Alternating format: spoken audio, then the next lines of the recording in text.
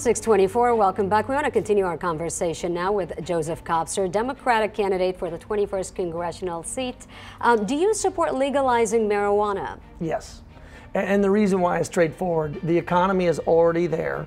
The unfortunate part is it's more on the criminal side, which means that we are not able to collect any of the taxes that are involved in that. Because once we legalize marijuana, we have a whole new industry by which we can create revenue for teachers' pay and infrastructure. And oh, by the way, decriminalize it, because there's a number of people that are in jail right now today because of a low-level use of marijuana, and I want to see that reversed. Hard narcotics, certainly not, but certainly look at marijuana for legalization. You list education and workforce development as two of your top priorities. The unemployment rate is what, less than 4% right now. Right. What do you want to do with education? What do we need to do to close that gap even further?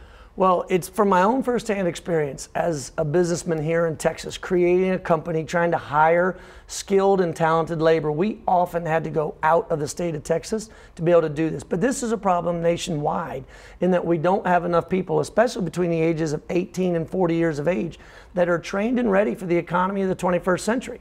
And I know what this economy looks like, as I've helped build it in the private sector. So I want to see more resources put towards making sure people have the skills and talents they need, and that industry is at the table, because right now industry is paying a lot of money when they are trying to just recruit and hire folks, rather than actually paying the people, because they don't necessarily have the workforce ready and available. And there's lots of examples here in San Antonio where companies are having to spend those extra expenses that would better be used in the pockets of people.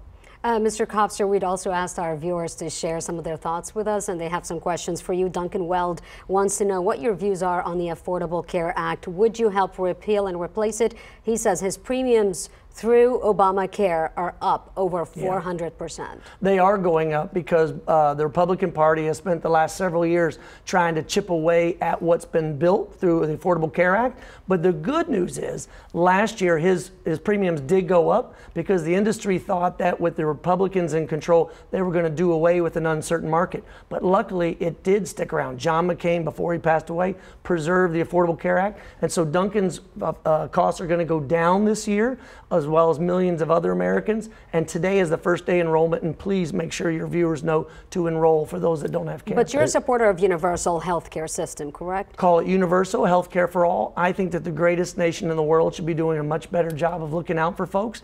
I've had universal health care through the Army, through my 20+ years, and into retirement. And oh, by the way, business is paying an undue burden in health care right now, because not everyone's involved. You got 15 seconds. What are you doing for vets with the VA, because we know there's a problem there? More than anything, I want to make sure that people know that if vets are in Congress, which right now fewer vets than in the history of our nation are there, which is one of the reasons why our vets have not looked out for. Nobody better than a vet to look out for his or her brother.